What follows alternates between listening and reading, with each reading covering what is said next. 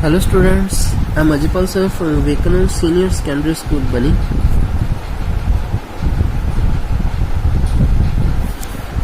Now we start the next concept of class 11th physics. Yesterday we discussed about the angle of friction. हमने क्या किया था कल? Angle of friction के बारे में डिस्कशन किया था. क्या होता है एंगल ऑफ फ्रिक्शन? चलो मैं एक बार क्विक रिवीजन करवा दूं आपको. ये जो आपकी होती है फ्रिक्शन की फोर्स लगती है जो क्या करती है मोशन को अपोज करती है, मोशन को रोकती है. और ये जो आपकी नॉर्मल रिएक्शन की फोर्स है जो आपकी mg के अपोजिट चलती है. अब ये देखो इन दोनों के फोर्स का एक रिजल्टेंट है ये वाला, इन दोनों की फोर्स का एक रिजल्टेंट है दिस. इन दोनों की फोर्स के रिजल्टेंट और नॉर्मल रिएक्शन के बीच में जो एंगल होता है that is the angle of theta और उसको एंगल ऑफ फ्रिक्शन बोलते हैं. ओके, ये आपने किया. ओके, जो एंगल AOC है, angle AOC, this is the theta is called the angle of friction. Okay, फिर हमने क्या किया था? रिलेशन किया था. ये कोफिशिएंट ऑफ फ्रिक्शन और एंगल ऑफ फ्रिक्शन के बीच में क्या रिलेशन है. तो हमने क्या किया था? वो ट्रायंगल ले ली थी AOC, उसके अंदर टेंजेंट थीटा, AC बाय में परपेंडिकुलर बाय में बेस फाइंड आउट किया था. ओके, परपेंडिकुलर बाय जो OB बाय में A आया था, OB आपको पता है F बाय में आ रहा है, तो F बाय में R आपको पता है रेशियो क्या होता है कोफिशिएंट ऑफ फ्रिक्शन. तो यहाँ से U equal to tan theta हमने ये कल कॉन्सेप्ट डिस्कशन किया. तो आज हम क्या करने जा रहे हैं? इससे नेक्स्ट कॉन्सेप्ट हम डिस्कशन करने जा रहे हैं that is the angle of repose या एंगल ऑफ स्लाइडिंग. वैसे तो बहुत सिंपल है ये, चलो डिस्कशन करते हैं. ओके, सबसे पहले हम इसकी डेफिनेशन लिखते हैं. It is defined as minimum angle.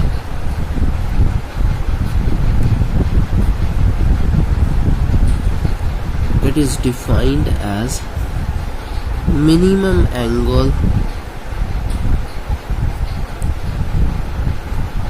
of inclination of plane.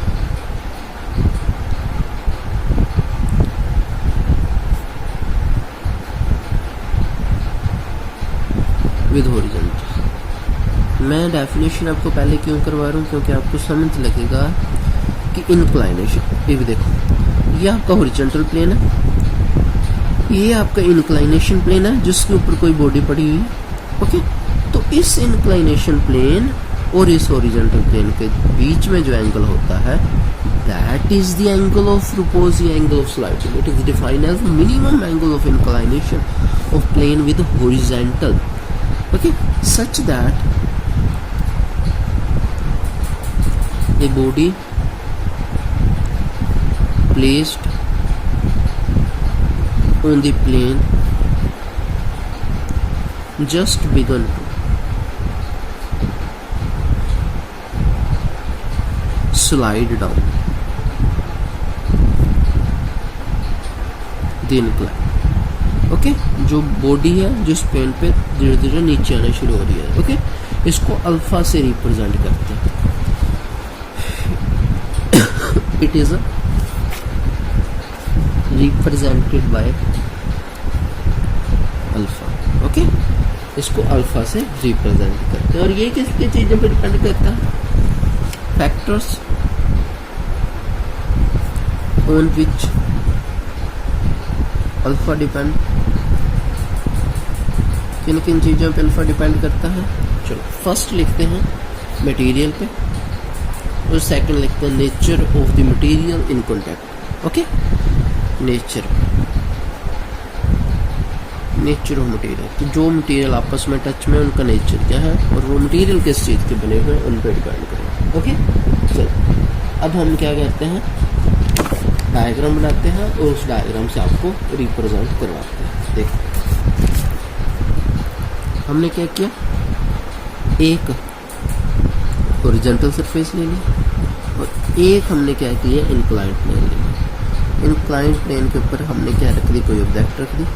अब ऑब्जेक्ट के ऊपर आपको पता है एक जो फोर्स लगती है वो वेट की फोर्स लगती है जिसको mg बोलते हैं, बिल्कुल डाउनवर्ड लगती है. वो इस mg के दो कंपोनेंट बनेंगे, एक ये कंपोनेंट बनेगा, एक जो आपका कंपोनेंट बनेगा ये वाला इधर वाला. ओके, दो वाले कंपोनेंट. आप ये देखो, ये जो आपका रहेगा वो एंगल क्या रहेगा, अल्फा रहेगा। ओके, अब ये अल्फा है तो क्या होगा, ये देखो आपके यहाँ पे आप अल्फा एंगल, अब mg के दो कंपोनेंट, mg हो गया और ये जो mg साइन अल्फा हो जाएगा, ये हो जाएगा mg कोस अल्फा, क्योंकि एंगल के साथ हमेशा कोस आता है, mg कोस अल्फा। और ये आपको पता है क्या है, नॉर्मल रिएक्शन की फोर्स है, और ये जो फोर्स है फ्रिक्शन की फोर्स है। ये आपने करते हैं बी ओ बी ए सी करते हैं। ओके, ये आपने डायग्राम डिस्कशन करते हैं। mg जो आपको पता है वेट की फोर्स नीचे की तरफ, इसके दो component that is mg sine alpha, mg cos alpha, और ये ऊपर नॉर्मल रिएक्शन की फोर्स है, ये आपको पता है फ्रिक्शन की फोर्स है। ये आपने सारा कुछ डिस्कशन कर लिया। ओके, चलो इसको लिखने की जरूरत नहीं है, ना बताने की जरूरत है कि किस साइड कौन सी फोर्स लग रही है, आपको पता चल चुका है। ओके, हम सिर्फ ये लिखते हैं कि mg के दो कंपोनेंट यहाँ पे रिजाइड हुए, mg has two rectangular component,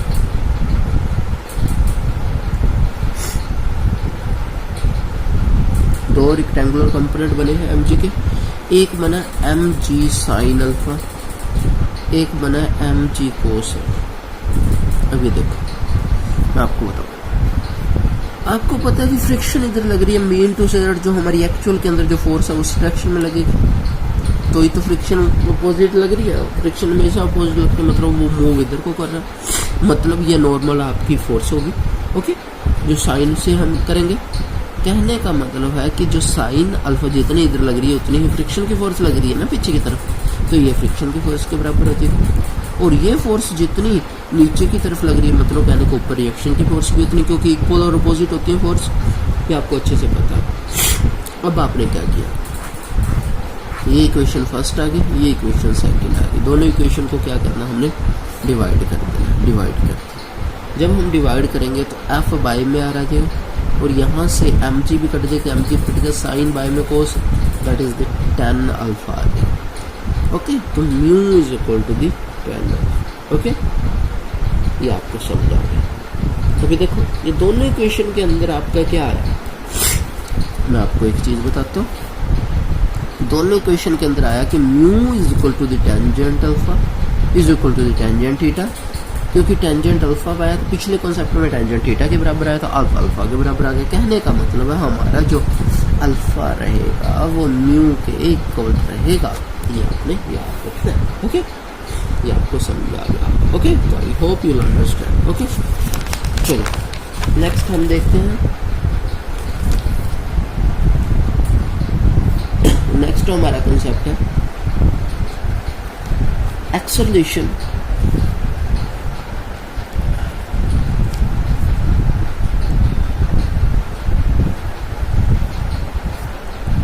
of a body down a rough inclined plane. किसी रफ एंड इंक्लाइंड प्लेन के ऊपर कोई बॉडी डाउनवर्ड आ रही है तो उसके ऊपर कौन कौन सी फोर्स लगेगी ये हमने निकालना है। चलो हम करते हैं, बहुत सिंपल है, सेम एज इट इज आपने क्या बनाना, वही इंक्लाइंड प्लेन बना दो, ये एंगल अब थीटा ले लो। ओके, ये आपने बॉडी रख दी, सारी फोर्स वही हमेशा इंक्लाइंड प्लेन के ऊपर हमेशा यही फोर्स लगा करेंगे, ये theta mg cos theta, this is the mg sin theta. ऊपर जो आपको पता है नॉर्मल रिएक्शन की फोर्स होगी, और ये जो फोर्स होगी एफ की फोर्स होगी, ये आपको सारी फोर्स पता है। अब मुझे बताओ आर, नॉर्मल रिएक्शन की फोर्स किसके इक्वल आएगी, R is equal to the, आपको पता है mg cos थीटा के इक्वल। ओके, ये आपको अच्छे से पता है।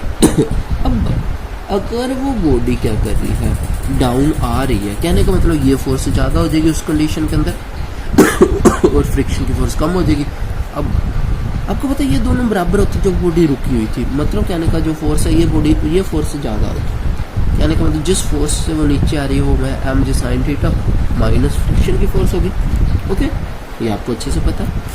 अब फ्रिक्शन की फोर्स का फार्मूला आपको पता है, मैं आपको mu is equal to F by में आर होता है, F is equal to the mu R होता है, ये आपको अच्छे से पता है, आपने कॉन्सेप्ट किया।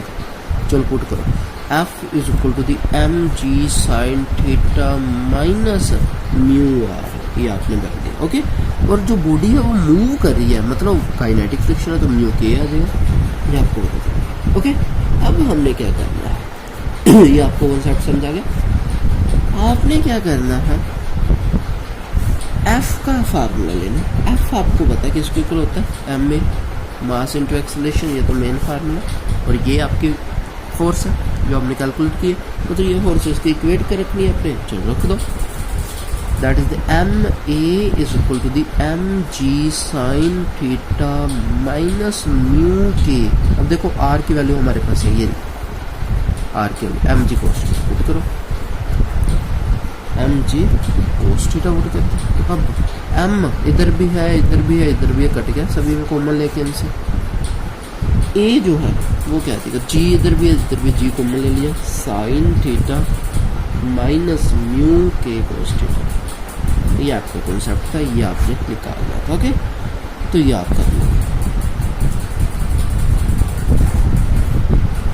कर लोगे ना। तो आज का हमारा कॉन्सेप्ट यहाँ पे खत्म होता है। आई hope you understand this concept. आपको ये कॉन्सेप्ट समझ आया होगा जो मैंने करवाया आपको। ओके, तो आपने क्या करना है, इनके नोट्स प्रिपेयर करने हैं, जितना कॉन्सेप्ट हमारे हो चुके हैं उनके साथ साथ नोट्स बनाते रहो, तो इसमें आपका